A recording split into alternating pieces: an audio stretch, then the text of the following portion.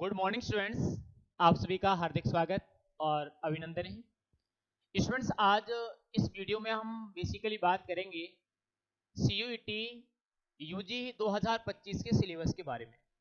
आप लोग बहुत दिनों से इंक्वायरी कर रहे हो, कई सारे स्टूडेंट्स व्हाट्सएप पर मैसेज भी करते हैं, तो उस वजह से आज की जो क्लास है वो आपके लिए काफ़ी खास है, जहां आपको CUET UG की अगर तैयारी करें तो बहुत सारी हेल्प मिलने वाली है, क्योंकि मैं विस्तार से आपको बताऊंगा कि कौन कौन सी सब्जेक्ट से कितने क्वेश्चन आते हैं, कौन से टॉपिकों से आपको क्वेश्चन आते हैं, बिल्कुल बारीकी से हम पूरे सिलेबस के बारे में चर्चा करेंगे। चलिए स्टूडेंट्स, वीडियो को शुरू करते हैं।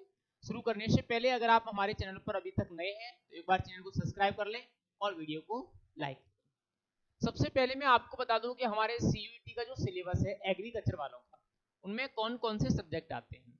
अगर हम एग्रीकल्चर वालों की बात कर रहे हैं, किसकी बात कर रहे हैं, हम एग्रीकल्चर वाले स्टूडेंट्स की बात कर रहे हैं, तो जितने भी हमारे एग्रीकल्चर वाले स्टूडेंट्स हैं उनका जो CUET का सिलेबस है उनको 3 सब्जेक्ट आते हैं।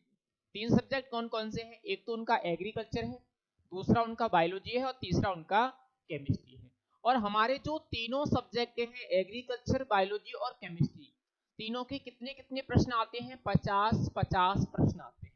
कितने प्रश्न है? 50-50 प्रश्न। एक प्रश्न हमारा 4 नंबर का होता है, यानी टोटली जो हमारे नंबर होते हैं प्रत्येक सब्जेक्ट के वो कितने होते हैं? 200 होते हैं। एक सब्जेक्ट हमारा 200 नंबर का होता है। टोटल जो हमारा क्वेश्चन होंगे वो कितने होंगे? 150 यानी 150। और हमारा जो टोटल पूर्णांक होगा वो कितना होगा? वो होगा 600। और इन 600 में से अगर कोई स्टूडेंट 300 नंबर लेके आता है तो उसका ICAR में या CUET में सिलेक्शन बहुत आसानी से हो जाता है। एक इंपॉर्टेंट चीज मैं आपको बता दूं, जब हम CUET का सिलेबस देखते हैं या जब हम फॉर्म भरते हैं, सबसे बड़ी बात है फॉर्म भरने की, तो जब भी हम फॉर्म भरते हैं तो वहां हमें सब्जेक्ट पूछे जाते हैं, आप कौन कौन सी सब्जेक्ट फिल करोगे। तो बहुत सारे स्टूडेंट्स हमारे ऐसे थे इस साल, इस वर्ष की अगर मैं बात करूं 2024 की, तो लगभग 50% जो स्टूडेंट थे उन्होंने गलत फॉर्म भरे थे, क्योंकि उन्होंने सब्जेक्ट ही दूसरे भर दिए। तो आपको ये गलती नहीं करनी है, आप अभी से जान लो। आपको 3 सब्जेक्ट फॉर्म भरते समय डालने हैं, एग्रीकल्चर, बायोलॉजी और केमिस्ट्री। ये आपको विशेष ध्यान रखना है, वरना आपका फॉर्म गलत हो जाएगा, फॉर्म रिजेक्ट हो जाएगा, आपका सिलेक्शन नहीं होगा। ठीक है, ये तो हमारी बात हो गई बेसिक। इसके बाद अगर हम बात करें, जैसे हमें एग्रीकल्चर में कौन कौन से पॉइंट आते हैं, बायोलॉजी में कौन कौन से पॉइंट आते हैं, तो इसका सिलेबस थोड़ा सा टिपिकल है। टिपिकल का मतलब ये नहीं कि पढ़ने में टिपिकल हो, ये समझने में टिपिकल है सिलेबस। समझने में कैसे, मैं अभी आपको जस्ट बता रहा हूँ। जैसे मैं अगर बात करूँ हमारे सिलेबस में जो एग्रीकल्चर है, 50 प्रश्न आएंगे। 50 प्रश्नों में हमारा जो मैटर है, पहला तो क्या है हमारा एग्रोमीट्रोलॉजी। और एग्रोमीट्रोलॉजी को हम क्या बोलते हैं? इसको जनरली बोला जाता है कृषि मौसम विज्ञान। पहला टॉपिक क्या है? पहला है हमारा कृषि मौसम विज्ञान। और इस पूरे टॉपिक में हम क्या पढ़ते हैं? मौसम और जलवायु के बारे में पढ़ते हैं। दूसरा है हमारा जेनेटिक एंड प्लांट ब्रीडिंग। अब जेनेटिक और प्लांट ब्रीडिंग का मतलब क्या है? आनुवांशिकी। क्या है? आनुवांशिकी एवं पादप प्रजनन।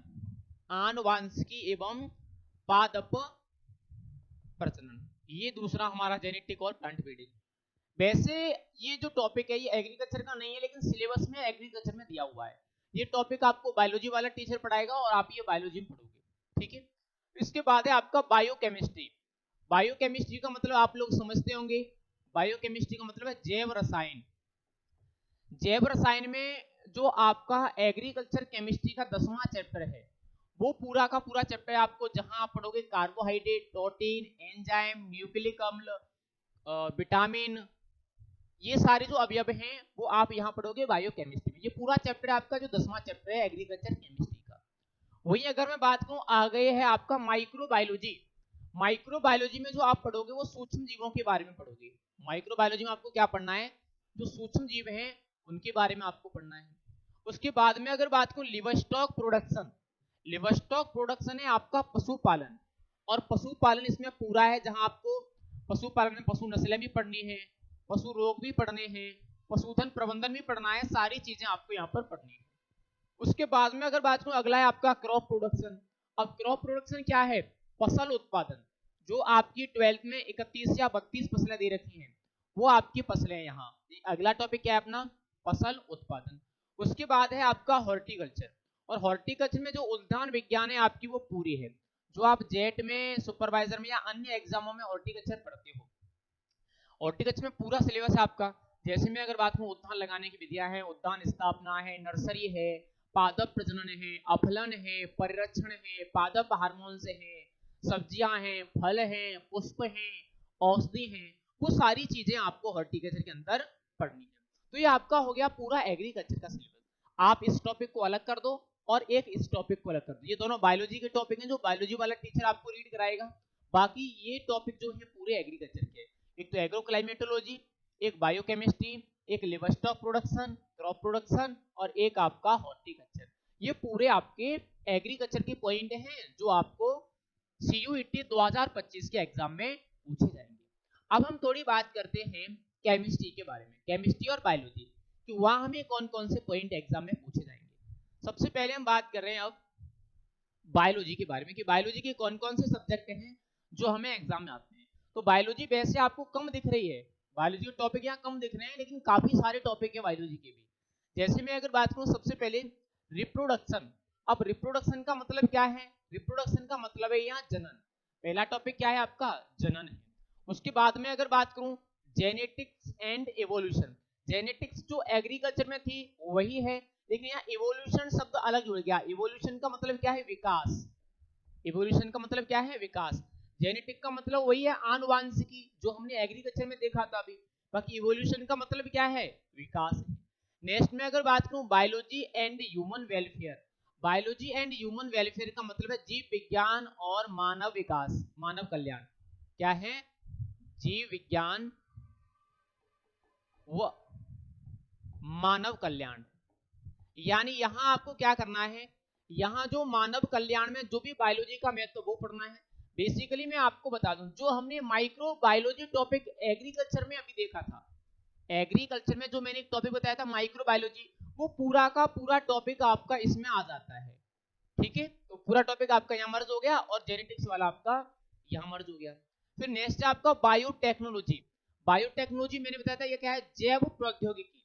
जो आपका एग्रीकल्चर बायोलॉजी का दूसरा चैप्टर है बायोटेक्नोलॉजी, वो हूबहू है आपका जैव प्रौद्योगिकी। उसके बाद है एंड इट्स एप्लीकेशन, और इसके उत्पाद या इसके प्रयोग, वो सारे आपके आएंगे बायोटेक्नोलॉजी के। नेक्स्ट है फिर आपका इकोलॉजी। इकोलॉजी का मतलब है पारिस्थितिकी, जहां आप पर्यावरण के बारे में पढ़ते हो, जहां आप खाद्य जाल, खाद्य श्रृंखला, ये सारी चीजों के बारे में पढ़ते हो, तो वो आपका इकोलॉजी है। एंड इन्वायरमेंट, वही इकोलॉजी एंड इन्वायरमेंट, पारिस्थितिकी और पर्यावरण। पारिस्थितिकी और पर्यावरण, जहां आपको पारिस्थितिकी पर्यावरण से संबंधित जितने भी फैक्ट हैं वो सभी आपको पढ़ने हैं। तो ये आपका बायोलॉजी का सिलेबस हो गया। सबसे पहले reproduction, genetics and evolution, biology and human welfare, biotechnology and it's applications, ecology and environment. और दो टॉपिक कहाँ हैं? दो टॉपिक एग्रीकल्चर में, जेनेटिक और प्लांट ब्रीडिंग और माइक्रो बायोलॉजी। ठीक है, ये आपका हो गया बायोलॉजी का सिलेबस। अब हम थोड़ा सा नेक्स्ट चले आगे। आगे हमारा जो सिलेबस है वो है केमिस्ट्री। ये किसका सिलेबस है? ये हमारा केमिस्ट्री। केमिस्ट्री। अब अगर हम केमिस्ट्री की बात करें तो केमिस्ट्री का सिलेबस हमारा बहुत है। केमिस्ट्री हमारी लगभग वही है जो अन्य एंट्रेंस एग्जामों में पूछी जाती है।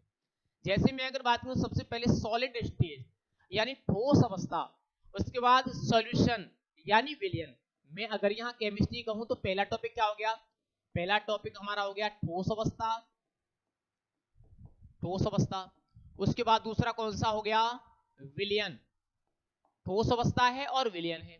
उसके बाद इलेक्ट्रोकेमिस्ट्री। इलेक्ट्रोकेमिस्ट्री का मतलब है ऊष्मा रसायन, विद्युत रसायन। इलेक्ट्रोकेमिस्ट्री का मतलब क्या है? विद्युत रसायन है आपका। उसके बाद केमिकल काइनेटिक्स यानी रासायनिक बलगतिकी। उसके बाद सरफेस केमिस्ट्री यानी पृष्ठ रसायन। सरफेस केमिस्ट्री क्या है? पृष्ठ रसायन, जहां आप पढ़ोगे कोलाइड के बारे में। केमिकल काइनेटिक्स में आप पढ़ोगे रासायनिक बलगतिकी के बारे में, जीरो कोटीय विक्रिया, शून्य कोटीय विक्रिया, ये सारी चीजें आप यहाँ पढ़ोगे।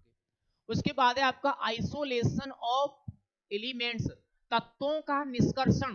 क्या पढ़ना है आपको? तत्वों का निष्कर्षण आपको पढ़ना है।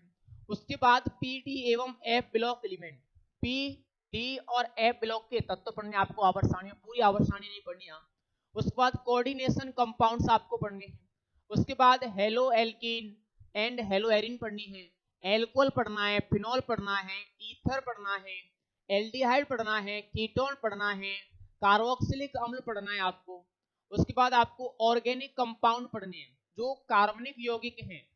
कौन से वाले? नाइट्रोजन वाले। नाइट्रोजन युक्त तो कार्बनिक यौगिक सभी आपको पढ़ने हैं, जैसे यूरिया है नाइट्रोजन युक्त तो कार्बनिक यौगिक है, ऐसे ही आपको यौगिक पढ़ने हैं। उसके बाद बायोमोलिक्यूल्स यानी जैव अणु आपको पढ़ना है। उसके बाद आपको हार्मोन्स पढ़ने हैं, और हार्मोन्स में आपको क्या पढ़ना है? एलिमेंट्री आइडिया पढ़ने हैं हार्मोन्स के बस।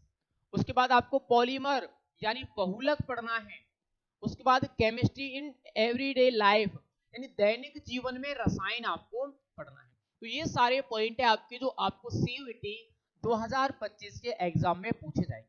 सारे पॉइंट मैंने आपको क्लियर करवा दिए। एग्रीकल्चर, बायोलॉजी और केमिस्ट्री तीनों से कौन कौन से टॉपिकों से आपको प्रश्न आएंगे, कितने कितने क्वेश्चन आएंगे, आपको सारी चीजें अब पता चल गई। मेरे हिसाब से आपका सिलेबस कंप्लीट हो गया होगा। अगर कंप्लीट हो गया, वीडियो पसंद आई है तो वीडियो को लाइक, शेयर और चैनल को सब्सक्राइब जरूर। Thank you.